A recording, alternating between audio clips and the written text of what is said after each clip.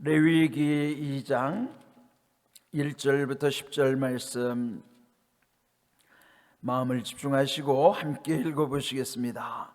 누구든지 소재 예물을 여호와께 드리려거든 고운 가루로 예물을 삼아 그 위에 기름을 붓고 또 그 위에 유향을 놓아 아론의 자손 제사장들에게로 가져갈 것이요 제사장은 그 고운 가루 한 움큼과 기름과 그 모든 유향을 가져다가 기념물로 제단 위에서 불사를 지니 이는 화제라 여호와께 향기로운 제사니라. 그 소제물에 남은 것은 아론과 그의 자손에게 돌릴지니 이는 여호와의 화제물 중에 지극히 거룩한 것이니라. 네가 화덕에 구운 것으로 소제의 예물을 드리려거든 고운 가루에 기름을 섞어 만든 무교병이나 기름을 바른 무교전병을 드릴 것이요 철판에 붙일 것으로 소재의 예물을 드리려거든 고운 가루에 누룩을 넣지 말고 기름을 섞어 조각으로 나누고 그 위에 기름을 부을지니 이는 소재니라. 내가 냄비의 것으로 수제를 드리려거든 고운 가루와 기름을 섞어 만들지니라. 너는 이것들로 만든 수제물을 여호와께로 가져다가 제사장에게 줄 것이요 제사장은 그것을 제단으로 가져가서 그 소제물 중에서 기념할 것을 가져다가 제단 위에서 불사를 지니 이는 화제라 여호와께 향기로운 냄새니라. 소제물에 남은 것은 아론과 그의 아들들에게 돌릴지니 이는 여호와의 화제물 중에 지극히 거룩한 것이니라. 아멘. 레위기 전체 27장 중에서 이제 앞에 1장부터 7장까지는 구약의 중요한 5가지 제사, 즉 5대 제사에 관한 말씀들이 그 앞부분에 있습니다. 그러면 이 레위기에서는 그 하나님과의 관계, 또 거룩한 백성으로서 세상을 어떻게 또 거룩하게 살아야 되는 것인가 하는 거룩한 백성으로서의 그 삶을 살아가는 중요한 어떤 매뉴얼, 그 어떤 제품에 비유하자면 사용 설명서와 같은 것이에요. 그래서 1장에서는 가장 중요한 제사인 번제에 관해서 이미 말씀 나누었고 2장은 그 다음에 중요한 제사인 소제에 관한 것이에요. 그렇게 이제 순서적으로 번제, 소제, 화목제, 속죄제, 속건제 이렇게 5대 제사는 상식으로 알아놔야 됩니다. 물론 지금 그 제사법으로 우리가 예배를 드리지는 않지만 그 원리와 중요한 의미는 우리 예배 속에 다 있는 거예요. 그래서 온전한 예배, 또 참된 예배자로서 우리가 어떻게 하나님 앞에 세워져야 되는 것인가 아주 중요한 의미가 있는 것이죠. 그래서 제가 계속 반복적으로 말씀드리는 거예요. 번제, 소제, 화목제, 속죄제, 속건제, 이거는 종류로서 그 5대 제사의 종류, 그리고 그 종류를 어떤 방법으로 드릴 것인가. 방법은 4가지 방법이 있다 그랬어요. 그 4가지 방법 중에서도 그 5대 제사에 다 적용하는 방법은 화제예요. 불로 태워서 드리는 거예요. 그 불살라 드리는 화제의 방식은 이 5대 제사 속에 다 들어가는 거예요. 그러니까 이렇게 기본적으로 알아놓으셔야 모든 이 5대 제사는 기본적으로 다 화제로 드리는구나. 오늘도 보면은 화제라는 설명 속에는 여호와께 향기로운 냄새라는 말씀을 계속 반복하는 거예요. 그러니까 그 불살라 드릴 때 하나님이 그 향기로운 냄새를 받을 때 타는 냄새가 향기롭다는 게 아니라 그 과정 속에 순종하는 모든 것을 하나님께서 온전히 받으시는 것이에요. 그것을 향기로운 냄새라고 하시는 거예요. 성경에 보면은 그 향기롭다는 표현은 여러 번 나오죠. 그리스도인 일컬었어도 우리는 그리스도의 향기라 그렇게도 표현하잖아요. 그처럼 향기는 하나님이 기도로 올라가는 것도 그걸 향기로 표현하시고, 여러분 우리의 예배는요 향기라고요. 향기. 우리 앞에서 예배에 대해서 여러 가지 설명을 드렸는데, 결국은 이 모든 5가지 제사는 화제로 드리는데, 그 화제는 향기로운 냄새라. 하나님이 향기 있는 예배를 원하시고, 또 제대로 드리는 예배는 그 속에 하나님이 기뻐 받으시는 향이 있다는 것을 우리는 늘 기억해야 되는 거예요. 그래서 그 4가지 방법 중에서 가장 중요한 것이 화제, 불로 태워드리는 것. 그 다음에 거제라고 하는 건 드는 것을 말해요. 들 것자. 이렇게 높이 제물을 드는 것, 이렇게 들잖아요. 이게 이제 거제예요. 한문으로 들 것자를 쓰는 거예요. 그 다음에 요제라는 것은 위로 흔들기도 하고 앞뒤로 흔들기도 하고, 그러니까 이렇게 흔들기도 하고 이렇게 흔들기도 하고, 그 흔들 요자를 써서 요제라고 하는 거예요. 왜냐하면 많지 않아요. 또 전제는 부을 전자예요. 포도를 그 제물에다가 포도주를 붓기도 하고 기름을 붓기도 하고 피를 붓기도 하고, 이렇게 부을 전자를 써서 전제라 하는 것이죠. 그러므로 방법 4가지, 그 종류 5가지, 이제 그걸 구분할 수 있어야 돼요. 그런데 뒤에다 다 제자가 붙으니까 여기 화제, 전제, 거제, 요제 이것하고 이 5가지 제사하고 헷갈리는 거예요. 왜? 헷갈리면 안 되죠. 종류는 5가지요, 방법은 4가지인데 아주 중요한 방법은 불살라드리는 화제다.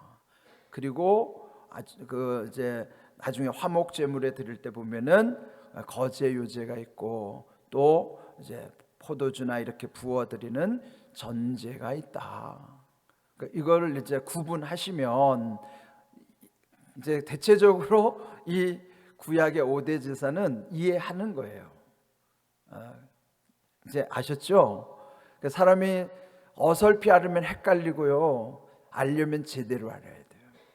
그러니까 이 구약의 5대 제사를 4가지 방법으로 드린다. 그것을 이제 이해하고, 이제 오늘 주신 말씀의 핵심은 소제예요. 소제라는 것도 한문으로 소자가 본디, 근본 이런 뜻이고, 또 색깔을 나타낸다, 흰색을 나타낼 때 소자를 써요.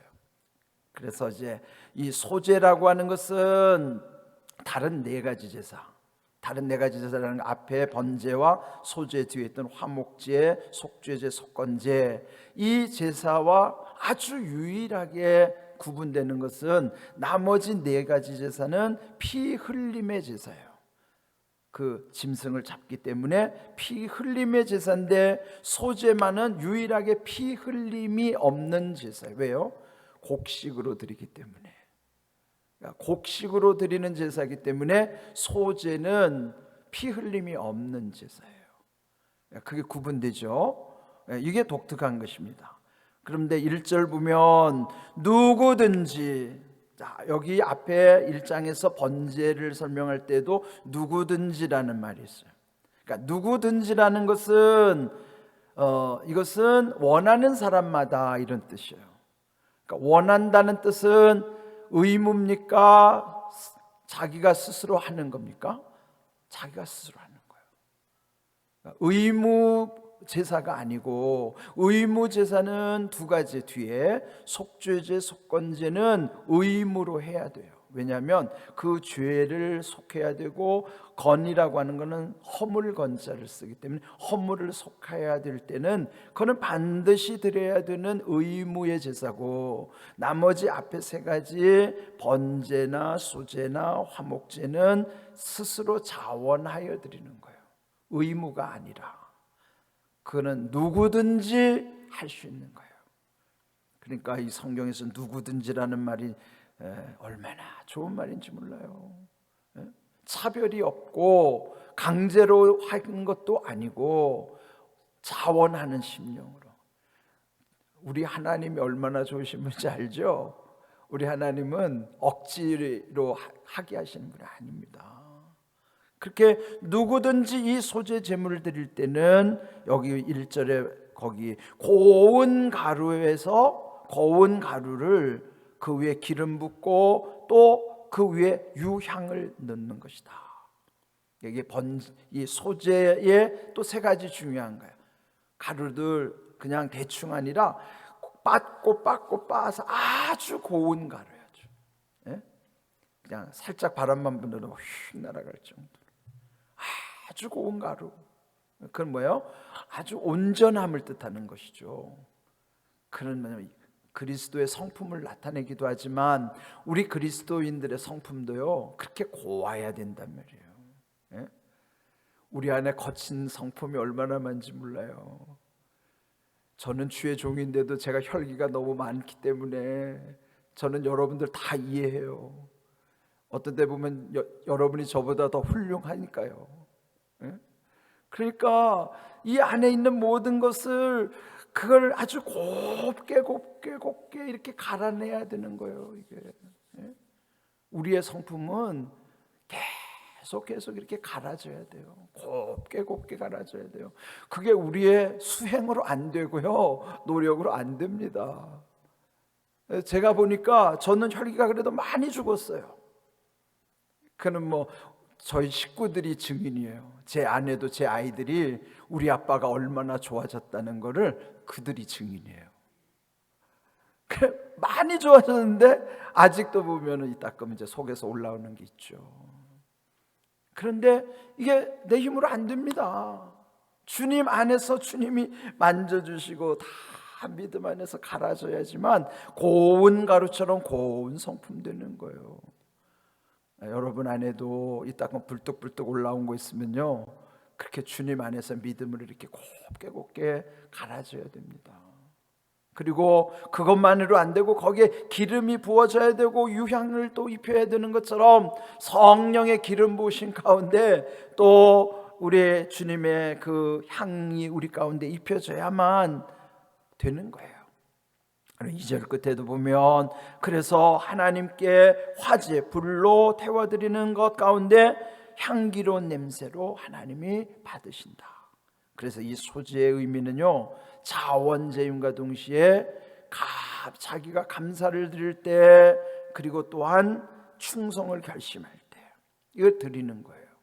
이게 소재의 의미인데 여기 4절, 5절, 7절에 보면 그 방법에 있어서 화덕에 구울 때 5절 철판에 붙일 때 7절 냄비에 삶을 때 화덕 안에는 요즘 피자 만드는 방법처럼 그 화덕에다가 또는 철판에 기름을 두르고 거기에다가 마치 우리 부침개 부치듯이 그리고 냄비에다 삶아서 하는 것처럼 그렇게 세 가지 방식이 있다는 거예요.